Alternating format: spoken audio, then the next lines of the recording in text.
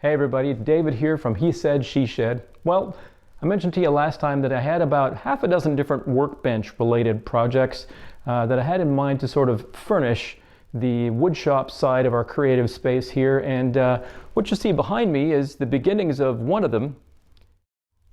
And you're thinking, oh my goodness, what's he doing with an old cable reel? Well, so I saw the idea on Pinterest, and of course I went and found one.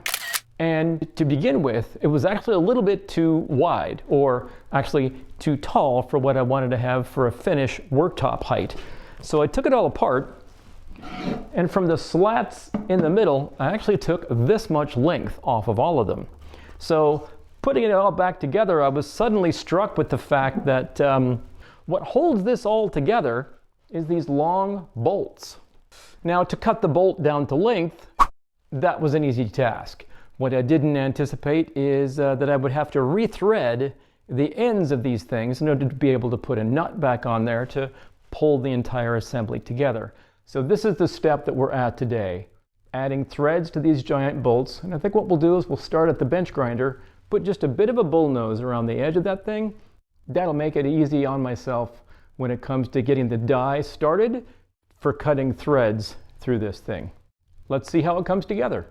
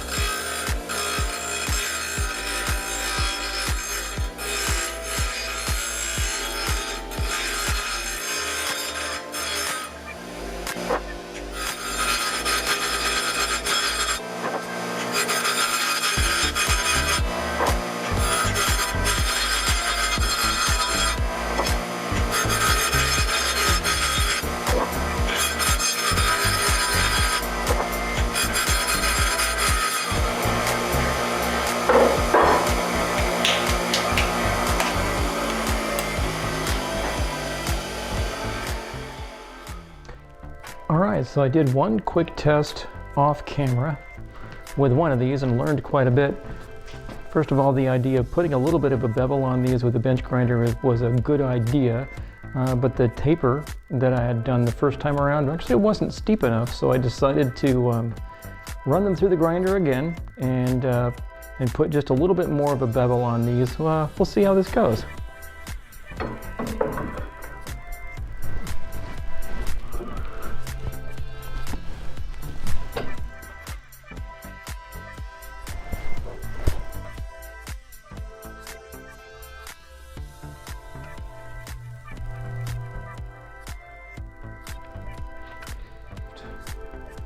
This lube makes all the difference in terms of it being doable at all. Don't try to do this dry.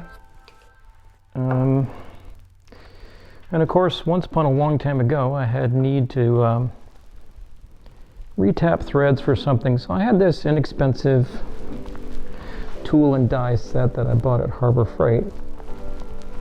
So my first thought was, oh, I'm all equipped for this. This won't be so bad. Well, I didn't have anything that was a large enough diameter for these bolts. So not only did I have to buy a specific die for this project, but then even the tool that I had wouldn't hold the die. So this tool is a new purchase as well. You know, one thing leads to another. You think, oh, that'll be a cheap way to build a workbench. I can buy a cable reel for 25 bucks, and I think I've got some casters laying around, and it'll be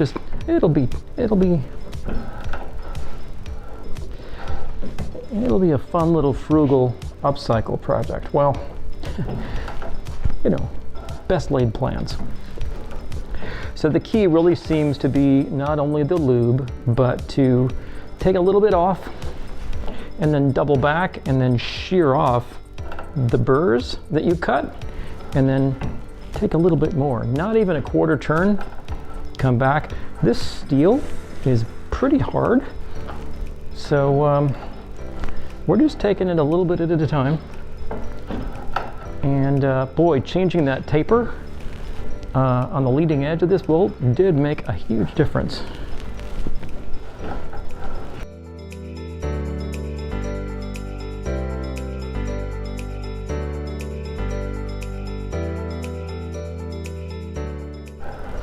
So I think in terms of depth here, I'm going to end up going probably double the thickness of the die here. And that'll probably get the job done for what it takes to pull my cable spool assembly together. And I'm sure, as always, y'all will add to the comments and either affirm me or shame me, or a little bit of both.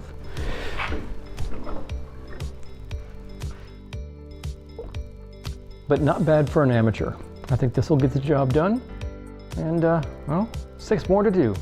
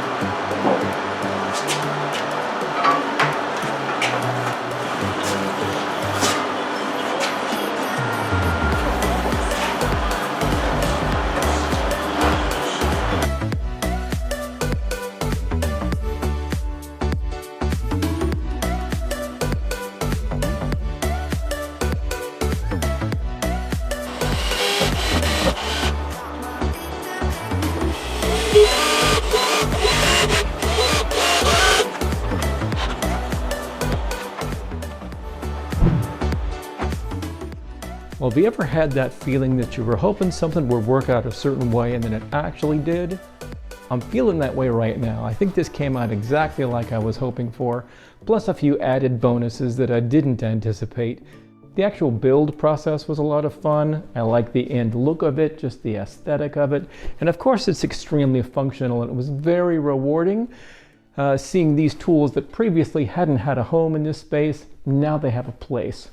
So height-wise, I think everything came out exactly as anticipated. I think working at the drill press, this will be a good working height for using the drill press. I think the disc sander, actually this will be a good working height for using this tool. The spindle sander, I'm not too sure about. That might be sitting a little bit high. I've never had a spindle sander before. This is brand new and I'm looking forward to using it, and we'll give it a fair shake on this workbench, but who knows, one day it may actually just get its own workbench, but we'll see. So again, the height I think worked out well. Adding the wheels and the skids underneath gave me this sort of a floating look of the whole assembly, and that unanticipated bonus feature is I've got this nice toe space all the way around. So hadn't really thought about that, but it just worked out that way, and I'm really liking it. The other obviously highly functional feature is this flip-up caster here at the bottom. These actually come in a box of 4 from Rockler Woodworking and Hardware, and I bought these quite some time ago with a whole different workbench project in mind before this space was even thought of. I used one of these, of course, for this project. Who knows what I'll do with the other 3? Stay tuned. We might just come up with a use. If you have some ideas, let me know in the comments. So let's talk about hitches, glitches, and lessons learned. You saw me adding these extra scrap from the hub as just decorative bits around the bottom, and my nail gun died right in the middle of, well, I had barely begun. I just bought that nail gun a few weeks ago from Lowe's. It's the Metabo brand, which used to be Hitachi. I've owned a few other Hitachi tools and they seem to be fine, but yeah, I've decided to return that one, and maybe I should give that same make and model another try. Maybe I'll buy something different. I don't know, let me know your experiences if you've used a Metabo nail gun and how it's surviving. I'm gonna hold on to my money for right now until I get a chance to think about it. So that was one thing that put a halt to that particular feature, but so obviously that's not a critical feature, it's just an aesthetic. I can finish that at any time I like. So one of the other glitchy things that happened was the process of installing the wheels, and it was surprisingly frustrating. And that's the reason that I didn't show it in the footage, but so the challenge had to do with the proximity of the hole to the side of the cage here for the wheel. By the time you get a hex head fastener in there, and then the diameter of a socket around that fastener, the side of the socket, outside of the diameter of the socket, was rubbing up against this wall, and there wasn't room to get everything in there in a way that would let me drive the fastener straight into the wood. I started having to take things at an angle, and it was just not going well, at least with the driver and the cordless drill the way I was using it. What I ended up surrendering to doing is getting it in as far as I could with the driver, and then just switch to a good old open-end wrench to drive it home little by a little eighth of a turn at a time. Finally got them snugged in there, and I feel good about how solid they are. But so the lesson learned is when you're looking at wheels like this, check the proximity of the hole to the side of the cage and make sure that there's some good distance there. Imagine that hex head fastener and then a socket fitting around it. I suppose I could have opted for a different fastener, say something with a Phillips head, but of course those have frustrations of their own trying to drive those home. So that was that with the wheel, but it all worked out. So one last topic before we wrap up. If you're looking to make one of these, here's a couple things to think about with regard to the spool itself. Of course, it's ideal if you could find one that's already the right height for what you want to do, and you don't have to cut it all apart, disassemble it, and do everything that I did for modifying it to the height for where I wanted things to end up. You might have to be really patient to find one that's just the right size, but I suppose to a degree it depends on how much time and patience and tooling that you have to be able to make those modifications to cut it down and do what I needed to do to this one. I really like this one though because for a couple reasons. It's really sturdy. Sometimes the ends are just made of plywood and they're really thin and they're nowhere near this rugged. This is like 2 layers of 1.5 by 1.5 and the boards lay 90 degrees from each other, the first layer and the second layer. So this is really sturdy. It's going to take a lot of abuse. So one other thing to scrutinize when you're looking at the spool itself is just the overall condition of it. These things are built really tough. They're meant to be used again and again and restocked with wire again and again. And if it's seen a lot of action and perhaps been out in the rain, you notice that the individual boards, especially on the outer layer, are maybe starting to cup, and you have something that's nowhere near a flat, usable surface for a workbench type of an application. So take a look at that. If you've got one that's maybe kind of past its prime, pass on it. Maybe look for one that's maybe hasn't seen quite so many tours of duty. So that's it for my mobile cable spool workbench project. I'm sure I'll be getting a lot of good use out of it here in the shop. Thanks a lot for watching, and we'll see you next time.